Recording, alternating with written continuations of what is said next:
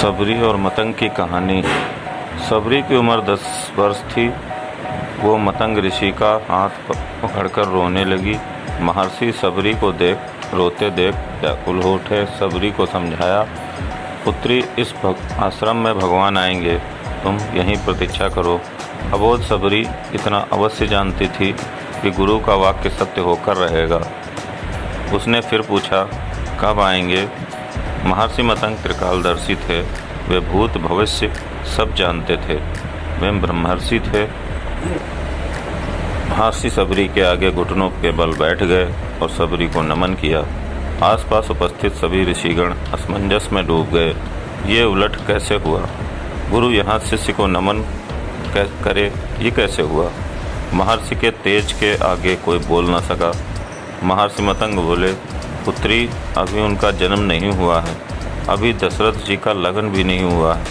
उनका कौशल्या से विवाह होगा, फिर भगवान की लंबी प्रतीक्षा होगी, फिर दशरथ जी का विवाह सुमित्रा से होगा, फिर प्रतीक्षा, फिर उनका विवाह कैकेयी से होगा, फिर प्रतीक्षा, फिर वो जन्म लेंगे, फिर उनका विवाह माता जानकी से होगा, फिर उन्हें 14 वर्ष वनवास होगा और फिर वनवास के आखिरी वर्ष माता जानकी का हरण होगा।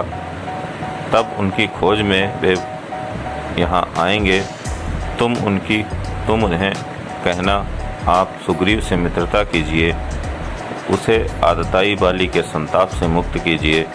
आपका अभीष्ट सिद्ध होगा। आप रावण पर अवश्य विजय प्राप्त करेंगे। सबरी एक क्षण किंग कर्तव्य विमूढ़ हो गई। अबोध सबरी इतनी लंबी प्रतीक्षा के समय को माप भी नहीं पाई। वह फिर अधीर होकर पूछने लगी, इतनी लंबी प्रतीक्षा कैसे पूरी होगी गुरुदेव? महर्षि मतंग बोले, वे ईश्वर हैं, अवश्य ही आएंगे, यह भावी निश्चित है। लेकिन यदि उनकी इच्छा हुई तो काल दर्शन के इस विज्ञान को परे रखकर वे कभी भी आ सकते हैं, लेकिन आएंगे अवश्य।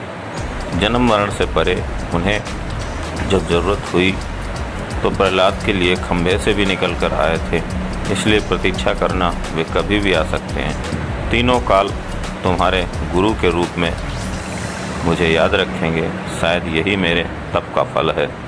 सबरी गुरु के आदेश को मान वहीं आश्रम में रुक गई।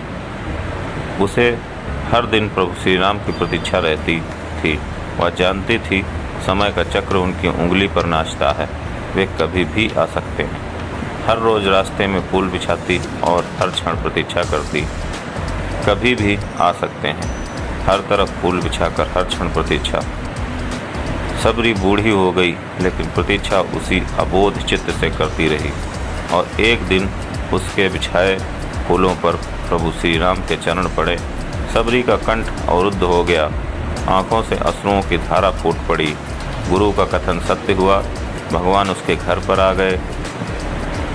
सबरी की प्रतीक्षा का फल ये रहा कि जिन राम को कभी तीनों माताओं ने जूठा नहीं खिलाया, उन्हीं राम ने श्री सबरी का जूठा खाया। ऐसे पतित पावन पर मर्यादा पुरुषोत्तम दीन हितकारी श्री राम जी की जय हो, जय हो, जय हो।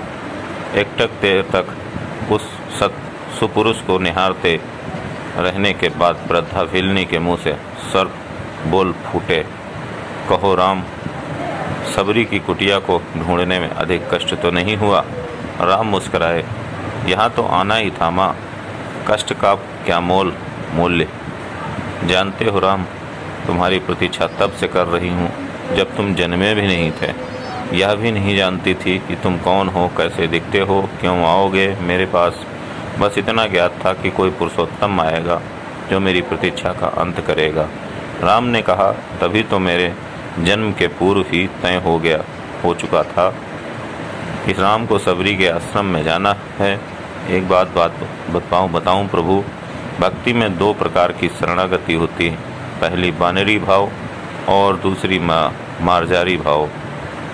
बंदर का बच्चा अपनी पूरी शक्ति लगाकर अपनी माँ का पेट पकड़े रहता ताकि गिरे ना।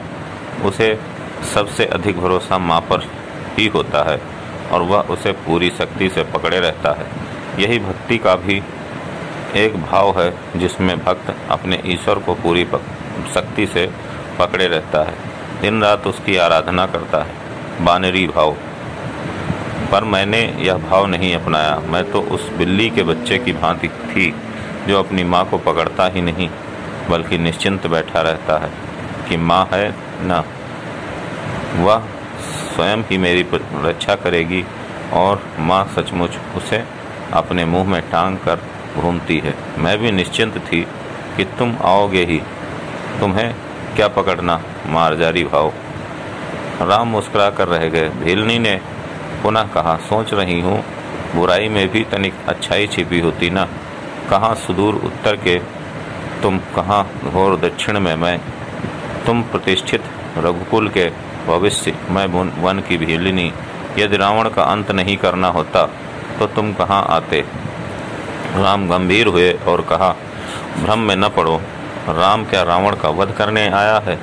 रावण का वध तो लक्ष्मण अपने पैर से बाण चलाकर भी कर सकता है।